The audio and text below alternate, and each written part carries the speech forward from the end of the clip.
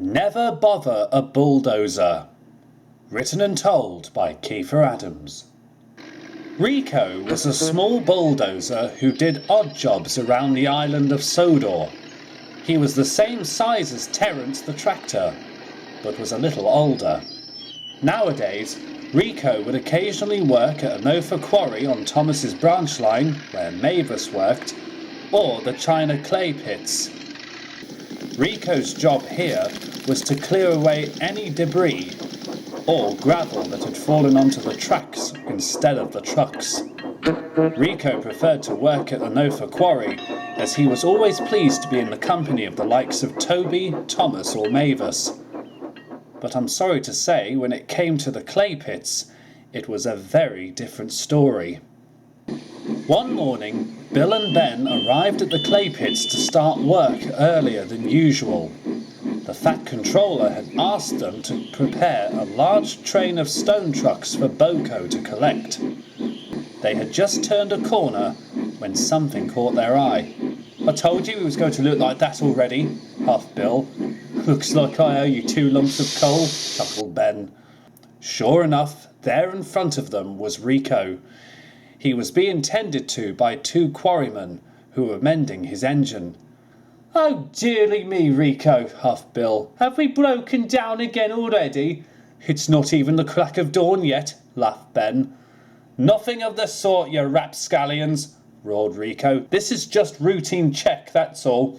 "Do you know what, Rico," huffed Bill, "one of these days you're going to fall apart." "It'll be such a shame," huffed Ben.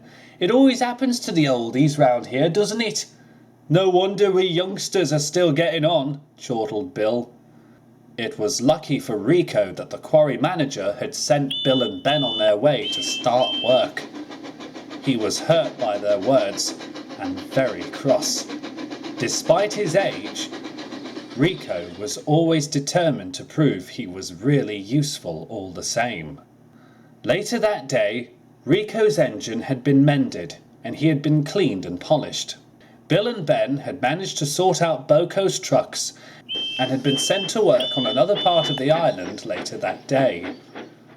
For a while, Rico was alone with his thoughts. Before long, BoCo arrived to collect his train.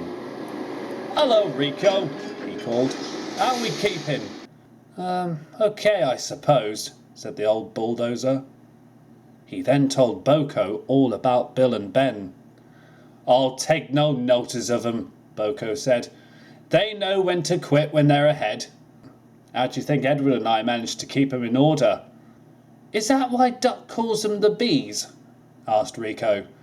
"I suppose so," chuckled BoCo. "Like I said, don't let the twins get you down. They'll come round and see how useful you are in time." Rico gave a small smile. Soon BoCo was ready to leave and he left the clay pits with his trucks. Just as he had been before, Rico was left alone with only his thoughts for company. It was lucky that BoCo managed to have a rest at Edward Station. The old blue engine was there waiting to bank a train up Gordon's Hill. BoCo was able to explain the situation. That evening, Bill and Ben were finishing up at the harbour. They had been shunting trucks all afternoon and the sun was going down even before they'd finished. They were also to spend the night at the harbour and return to the clay pits the next morning.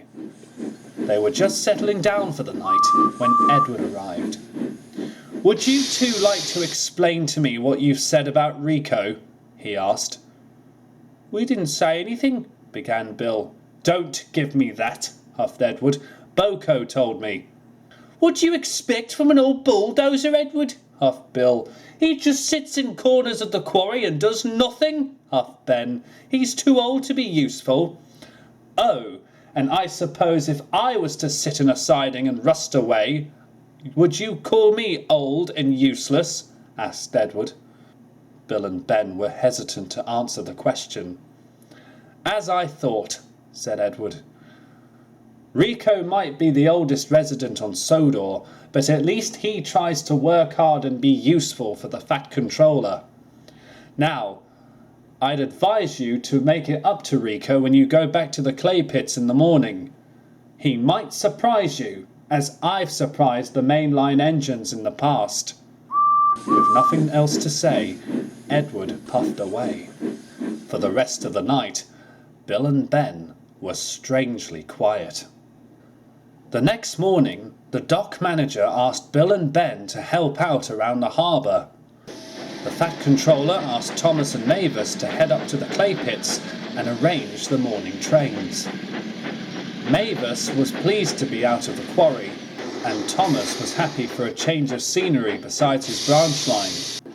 Before long, Thomas was bustling backwards and forwards with trucks full of stone, but he was getting overexcited. "Slow down," huffed Mavis. "You're going to have an accident." "I don't have accidents," boasted Thomas. "Oh, so you didn't fall into a jetty then," muttered Mavis quietly. But as the day went on, Thomas got more and more careless. He shunted 6 fully loaded trucks of stone into an old siding. Mavis, sensing that something was about to happen, darted after him. "Stop!" she yelled, but it was too late. Thomas watched in horror as, by a dent in the track, the first truck came clean off the rails, followed by the rest. The next thing Thomas and Mavis knew, they were up to their buffers in stone, which surrounded them. Oops," said Thomas innocently, blushing a deep shade of red. "Oops indeed," said Mavis. "How are we going to get out of this?" "Can I help?" called a voice from the corner of the clay pits.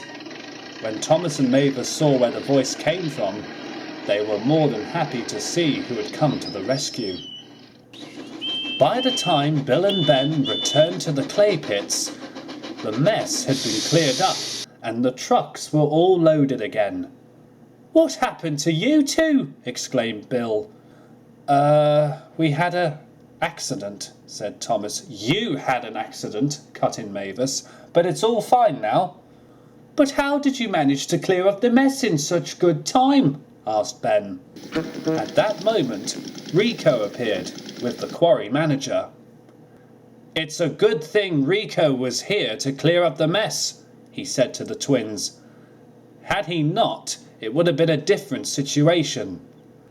I hope you both understand that Rico is an essential member to our clay pits, no matter how old he is." Bill and Ben felt very ashamed.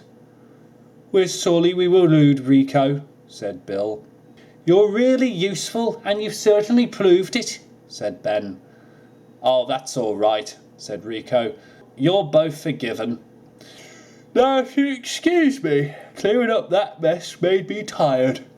I'll see you all later." And Rico went to his favourite place in the clay pits and went to sleep. "Well," said Bill, "what do you think of that?" "We will certainly never bother a bulldozer ever again," said Ben. And the twins kept to their word.